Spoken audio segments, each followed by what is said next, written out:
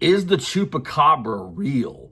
And is there a connection between the Chupacabra story, coyotes, perhaps Mexican gray wolves, and other creatures?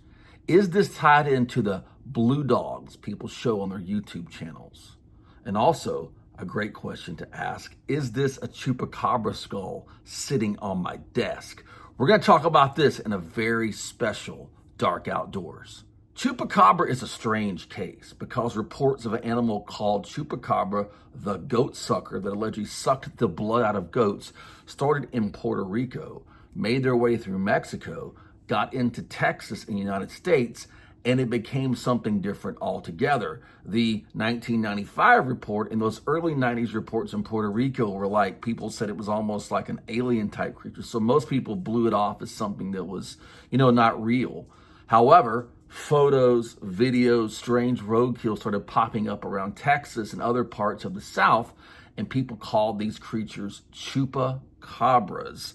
And it's gotten to be a very weird, very controversial topic. We're going to break down what I think Chupacabras are, and we're going to talk about the skull sitting right here on my desk that is a Chupacabra skull.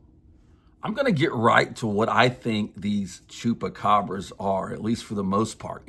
For decades, people talked about these strange creatures, and they're popping up on trail cams. What many people don't realize is that most of the famous Chupacabra sightings aren't mythical creatures at all. They're sick predators, and ones that we already know.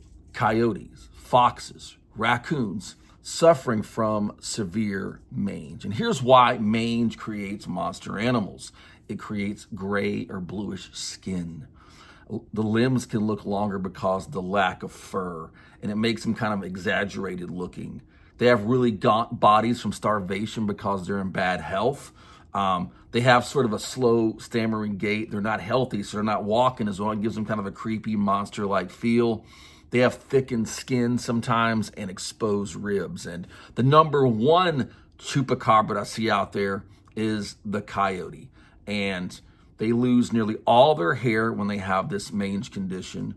They develop, these kind of alien-like features, sometimes loose flaps of skin, and they become desperate for food, and sometimes they'll show up in people's yards. And, coyotes are already great at showing up in urban and suburban areas. And foxes are another one. I've seen several Chupacabra sightings that were foxes, and the fox has kind of an interesting look because they have the really oversized ears and for the scale of the body. It makes them look even weirder. Real skinny legs, and they have kind of a rat-like tail when they have this, and the eyes will appear really big in the headlights. So if you're like out at nighttime, see this thing, and all of a sudden the eyes are like booming in the headlight, you're going to think this might be some kind of monster. Now, one of the weirdest ones is the raccoon. Raccoons with mange, they lose the whole mask and the fur and everything, and they kind of sit up and they look, and it's very, very strange. I remember probably 15 years ago, there was a Chupacabra that was captured in someone's yard in a live trap. And I remember the newscaster and people talking about it and saying, we've never seen a creature. There's nothing on earth that matches this. There's nothing in South Texas that makes these sounds and does like this. And it showed it like up here eating some of the corn that was in the trap. And it was going, brrr. It was a coon. Yet it was a sensational news story. And that's kind of what's happened to a lot of these strange Chupacabra sightings. And I find it very interesting because people are encountering stuff that's weird. And like I've told kids before when I've talked about Chupacabra, when I do like a thing about predators, I talk about these mangy animals.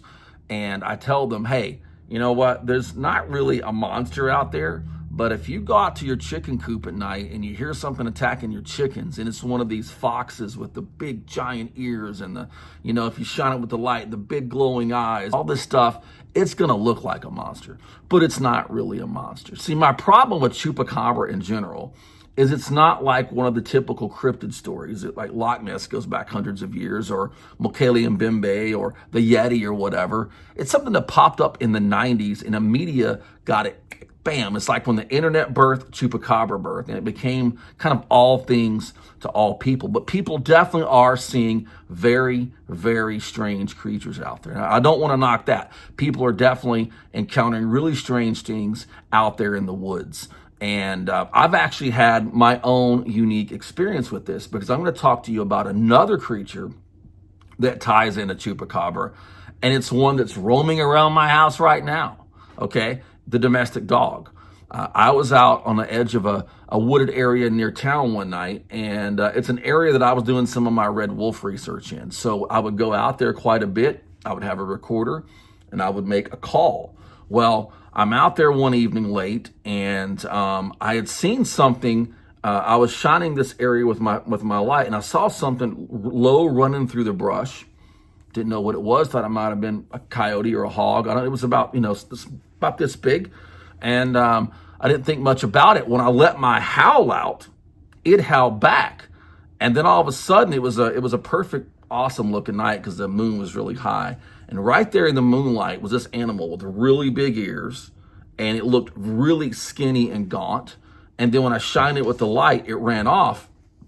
And I wondered, what the heck was that, And it circled back around and growled several times. And I'm like, what's going on? So I knew it was a canine, obviously. This thing actually charged at me, which was crazy. It didn't come super close. It probably got 10, 15 yards away, but it barked like and ran at me and then ran back, and I got a good look at it. And it was a dog that had a very, very severe case of mange. And most of the hair was missing off. It had a little bit of hair kind of on its torso, but I'd say 75% of the hair on that thing was gone. And, most people in the bush at night getting charged by a barking dog creature that had that hair, that could become a Chupacabra. So I think Chupacabra has kind of become all things to all people, sort of. And what I want people to know, though, there's definitely some weird stuff going on. So this skull on my desk was found by my good friend David Cleaver. I'm going to send you the exact email. This was sent to me on March the 7th, 2014. And he says, the first time I saw the body, it was a few days dead from a massive flash flood, bloated and floating in a pool very near where it came to rest in the first place. I stayed away from the area for a week or so because of the smell, and the photos above were taken about 2 weeks later. I was very surprised to find it still intact, and other than the buzzards, all the normal nibblers evidently wanted nothing to do with it. You can't really tell in the photos, but the front and back legs were disproportionate, with the back legs longer, front shorter than what you would normally see in a canid. It didn't have any hair. It had grayish, wrinkly skin with little darker, plucked out looking spots all over it.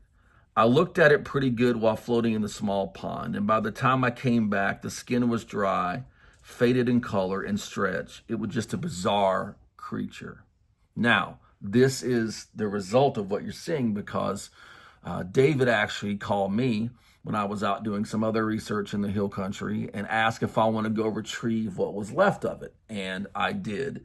And this is the results right here. I've actually had this in a storage unit for 11 years now. And there's actually still some of the skin and stuff around it. See the photos here, you can see there definitely was the grayish, bluish skin and that kind of stuff. So I technically have a Chupacabra skull here at my house, which is kind of weird. I think this is most likely a coyote or a medium to large dog. We already talked about the disproportionate look when the hair is off the animals that happens with these strange mange cases. So, and this is a really interesting thing. People see these things in the woods. Here's another photo you'll see. Someone found this and thought it might be a Chupacabra. So it's really interesting. Going back in my entire career, no one was seeing Chupacabras in Texas until like the mid 2000s or something like that. It kind of made its way, this story, but there are these very strange animals that people do report seeing. And I'm not going to discount that. As a matter of fact, there is a story that I think has a lot of significance, and it has to do with some DNA tests done on the Chupacabra issue. In July 2008, down near Cuero in DeWitt County, Texas, there was a very strange animal that was found. And a lot of people were saying Chupacabra, and there was actually a DNA test sent off. And this is directly from the first report on this from the Victoria Advocate. And it says, and I quote, "The animal found in rural DeMette County in July is a hybrid, a mixture of both coyote and Mexican wolf." Now, it doesn't say Mexican gray wolf here, but a Mexican wolf is a subspecies of gray wolf, which I think is very important here.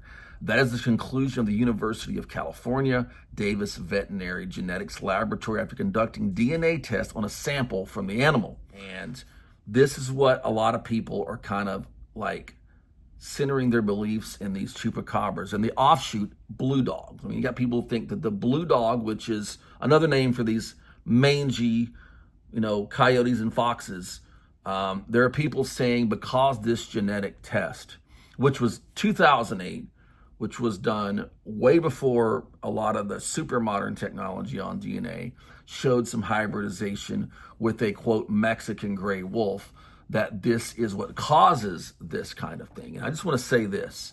There are all kinds of coyote and wolf hybrids around America. Along the eastern seaboard, especially going up into the Northeast, you have animals people call coy wolves, and those are coyotes that have gray wolf DNA. And I had a video on my YouTube channel of a black coyote, and we talk about the connection with different DNA studies, some of these black coyotes and red wolves. And the red wolf itself was declared extinct in the wild because of hybridization with coyotes. It doesn't mean there weren't canids walking around that looked like wolves, looked like red wolves, or maybe looked somewhere between a red wolf and a coyote. It doesn't mean all these canids were gone. There was just a mix. So for the people who think that because this study showed alleged Mexican gray wolf DNA and coyote, that somehow makes these animals a hybrid that makes them hairless, that's kind of ridiculous. I didn't see anyone in this story saying that, but I've definitely seen it all over the web where people are like, well, that's what's really going on with these chupacabras. There's hybridization with Mexican gray wolves and coyotes, and it's creating these blue dogs, these weird hybrid animals. And that's just not reality, okay? I believe the skull that I have is either a domestic dog with bad mange or a very large coyote, or maybe even some kind of a coyote red wolf or something hybrid, because the area we were in, at some point back in history had red wolves. Also may have had, it was on the border area where there might have been Mexican gray wolves. But I don't believe that the hybridization is the reason you're seeing this. I believe it's because mange is a very, very bad issue. And a lot of animals, unfortunately, have to deal with this stuff. And it's something that has sort of propelled this legend up to an entirely new level. Something I found fascinating about the chupacabra topic was from a very, very prestigious organization here in my state. That's the Caesar Kleberg Wildlife Research Institute. I have quoted many things that they've written about, everything from ocelots to white-tailed deer and wild turkeys, and even our nilgai here in Texas. And one of the scientists there, Dr. Scott Henke, did a really interesting and a different kind of article. Most of these organizations don't like to tackle cryptids, but they did. He wrote an article called Chupacabra, the Vampire, the Alien, and the Canine. He said the term chupacabra was first uttered in 1995, as we already talked about, by Puerto Rican animator Silverio Perez. And although he used it in a joking tone, there was nothing comical about the matter. Indeed, on the island of Puerto Rico, there are dozens of goats, cows, and sheep supposedly drained of their blood, hence the nickname given to the perpetrator of this crime, still unknown. Chupacabra is goat sucker. He said from then on, his celebrity will not stop growing at the same time as his portrait will evolve over the testimonies. And he goes through this whole thing where people talked about it being like an alien-looking creature, then it being, looking like this and look like that, and then we get to these blue dogs and things in Texas, and we get more of a, of a canine thing. And he said something really interesting. He said from 1975 to 1995, from the Mocha vampire to the Chupacabra, there was these stories of this vampire. And he talks about in February 1975 in Puerto Rico, quote, and this is from biologist Jean-Baptiste I can't pronounce his last name. You have to look it up. At the time, 15 cows, 3 goats, 2 sheep, and a pig died in strange circumstances. They would show in particular sheep circular wounds that would have been emptied of their blood. So you start seeing these weird blood-sucking things earlier, and the newspapers called it the vampire of Mocha. Witnesses report a flying animal resembling a large black bat with red eyes. 2 decades later, several herds on the Puerto Rican island fall victim to a creature whose actions are curiously reminiscent of this. And that's what they're talking about, the whole Chupacabra thing. And it's kind of hard to look at both sides of this without kind of like going, what the heck am I getting into? Like when my friend David Cleaver called me, do you want to retrieve a Chupacabra skeleton from the woods? Of course, I said, yes, I'm totally into that. He talks about a Texas A&M article called El Chupacabra, the Science Behind the Latin American Mystery. In 2017, co-authored with colleagues John Tomachek and Terry Hensley. He presents the results of their tissue sample collection analysis genetics. According to their work, the animals studied were none other than raccoons and domestic dogs, including bull terriers. Quote, absolutely all of these animals had mange, having very little hair. Their skin had thickened and looked dry and wrinkled. In addition, by scratching heavily, they had developed a bacterial infection responsible for the blue color of their skin. Let's go back to that. This is from a Texas A&M scientist. That because of the scratching, they had developed a blue color to their skin from a bacterial infection, which ties right into what we're talking about. And the characteristics that, when put together, give the sick animal a demonic appearance. You don't hear demonic in scientific journals a lot. That's kind of interesting. The presence of raccoons also explains certain testimonies lending to the Chupacabra the ability to climb trees. Extremely weakened, these predators had to look for any easy meal and therefore get closer to humans and their livestock. I thought that's fascinating, and it ties into the whole blue dog thing. A lot of people haven't talked about this. So he says, quote, I understand that people want to believe in the existence of the Chupacabra, but for my part, I have never observed such a monster, concludes Scott Henke. So very interesting stuff. And there are some strange things that go on in nature. There are things we don't understand. But I think the majority of Chupacabra ties into the coyote, ties into the fox, ties into raccoons, and apparently domestic dogs, even pit bulls. Maybe that's what this is. Do you think I should get this tested? I mean, there's still some skin and stuff here.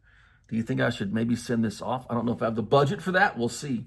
But I believe this is what people have talked about as a Chupacabra. I believe it's either a very large coyote or I'm leaning toward maybe a domestic dog that had this horrible condition. So it's a fascinating topic. In my opinion, the Chupacabra is real. It's just sickly animals. Very interesting stuff. Doesn't mean it's not scary.